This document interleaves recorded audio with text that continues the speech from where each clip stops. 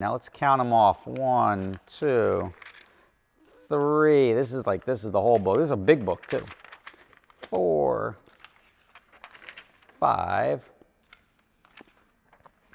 6, 7, 8.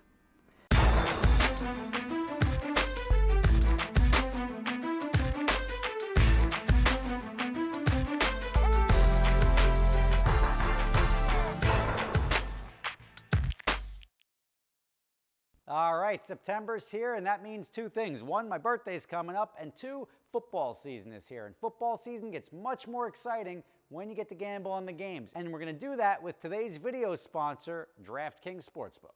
It's officially that time of year we've all been waiting for. NFL season, baby. And what better way to kick off things than with an exciting deal from DraftKings Sportsbook, an official sports betting partner of the NFL.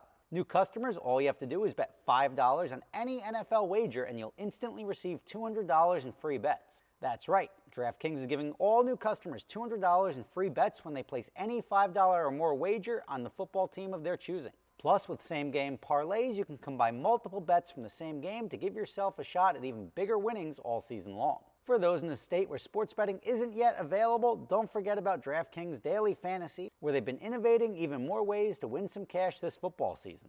DraftKings has been around for a while, so you know your funds are safe and can be withdrawn whenever and wherever you want. Download DraftKings Sportsbook app now. New customers use promo code SSR and receive $200 in free bets instantly when placing a $5 wager. That's promo code SSR only at DraftKings Sportsbook. Use promo code SSR at DraftKings Sportsbook and enjoy the season. What's up, everybody? Rob Ferretti here, and behind me you see two of my ramp trucks. I've got another one on order, and I want to get another one after that, but cab and chassis are actually pretty tough to come by right now. Now, you will see this is my Chevy 3500. But this is my GMC. This one was pulled over in 21. I think it was October of 21, and was the subject of, I would say, unfair treatment, right? Sometimes you get the wrong cop and they just want to be a pain in the butt. And they wrote 9 tickets on this truck addressing all sorts of commercial headaches, etc., etc. And I decided that I had to take it to court. And I did a video in the past, back when it happened, listing all 9 tickets. I have them all here. Failure to conform to motor vehicle inspection law, failure to possess driving registration, improper use of out-of-straight registration, safety glass requirement, exceeding registrant weight, driving or parking an unregistered motor vehicle, non-commercial truck license application 4, and last but not least, to cap off the 8, improper display or unclear plates. It has finally been resolved. Now, how this went down, and let me just catch you up if you haven't seen that video. Here is the truck, Speed Force 1, which so cleverly looks like Air Force 1, but it moves cars. So it's cute, right? America. Now, this is a truck that I have registered in Montana. So I have a company in Montana, registers a bunch of my vehicles and my truck, and you see right here, looks pretty cool. Now, what you'll notice in the back, and you can't really see it from here, but you'll also see it on this trailer, which I'll try to show you, is that when you back it up, the license plate is mounted. I feel like I'm gonna get eaten by a rat back here. But the license plate is mounted on the back deck on the bottom, right? Where you have to have the license plate. So it's mounted underneath here, hanging down. Problem is, when you back it up, sometimes you hit stuff, folds it up, and at the time, the license plate on this vehicle broke off, and I don't know where it went. So we were driving around without a license plate, albeit registered and insured. It did not have a license plate on it. I am guilty as charged on that one. I said it, and I was happy to deal with any ticket I ever got having to do with not having a license plate. Problem is, we got issued a litany of tickets having nothing to do with the license plate. More so addressing the fact that it was registered out of state, the tints, I mean, you name it. We'll get into that. So I hired an attorney. That was $850, and I said, fight it all. And the thing about traffic attorneys, it doesn't matter if they just plea it down out of the gate, or they go to court, same cost, right? So as long as you get the results you're happy with, or you want the lawyer to continue to fight it, same cost, no additional cost for me if I decide to go to trial. He asked me what I was looking for. I said, I want all the tickets dismissed except for the one that has no plate. I'm guilty, right? There was no plate on the car, happy to pay it. Prosecutor comes back, this is like a year later. I mean, this kept getting kicked down the road because of COVID. These tickets were issued on October 16th of 2021, about a year ago.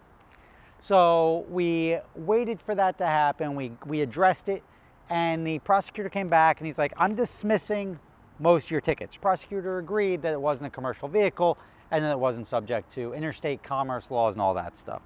Now, he did find me guilty of failure to possess registration. He found me guilty of improper display of unclear plates, which is, there were no plates on it, and safety glass, right? So, which is saying because of the tints. Now, I reached out to my attorney and I said, okay, this all sounds good. He's like, oh, it's a couple $100. They dismissed all the big ones, left the little ones. And I had no problem with that. I'm like, all right, that's a start. But this is legal glass in Montana.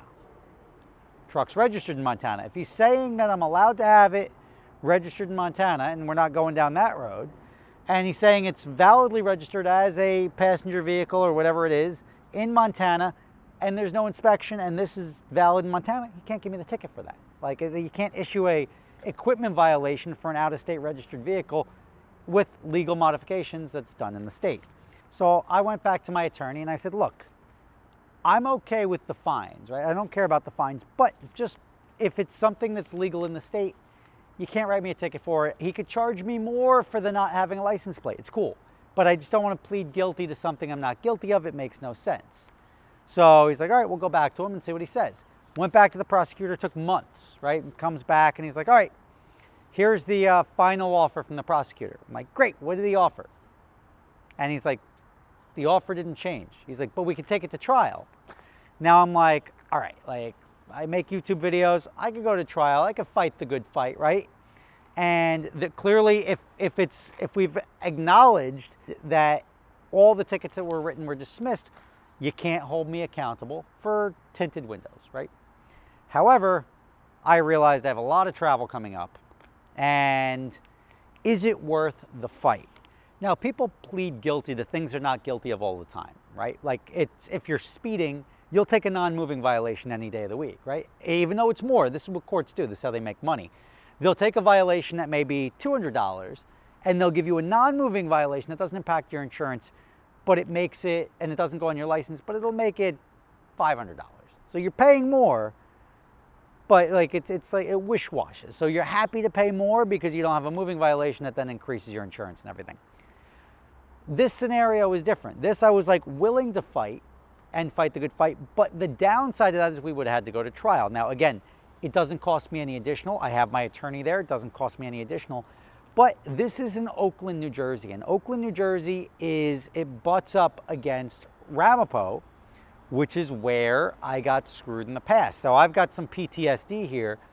When Ramapo, I don't know if you remember, they totally boned me saying I was doing 110 plus street racing when I was not. I was actually at the street races prior. They went out to race. I said, screw these guys, I'm going home. And as I was driving back, I roadblocked, these guys are all screwed. Cops pulled me over, gave me a ticket, even though I had nothing to do with it. I'm looking at my speeding ticket, which I just got for not even breaking the speed limit and being in the back of the pack. I got 110 plus and a 55 for doing nothing. This is amazing. I went to court and they totally boned me. And time is everybody's friend when it comes to legal stuff, right? Because time makes people not care anymore. I was like, I'm gonna order these court transcripts, I'm gonna go to the appellate court, I'm gonna fight it, and I ended up just having a 110 plus guilty on my record forever because the cop lied. Luckily, the FBI came in 10 years later and shut that entire court down. The judge, the cops, all got boned by the FBI because they were doing, obviously, fraudulent activity. However, that doesn't mean I stand any chance to go into court now and not essentially challenge the authority of the state and the judge, and then the judge says, You know what? Guilty on everything. Like prosecutor, they offered you a plea, didn't take it, guilty on everything. So I'm okay as a YouTuber going through that exercise and fighting the good fight straight up through the appellate court and the state Supreme Court.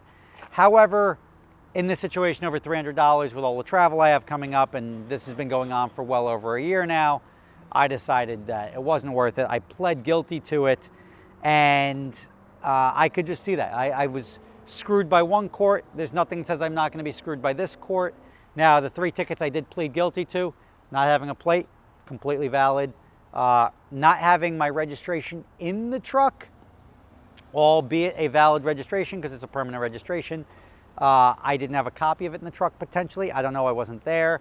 So I pled guilty to that too, although if it's a registration, not having it in the truck shouldn't be a big ticket. It should be dismissed.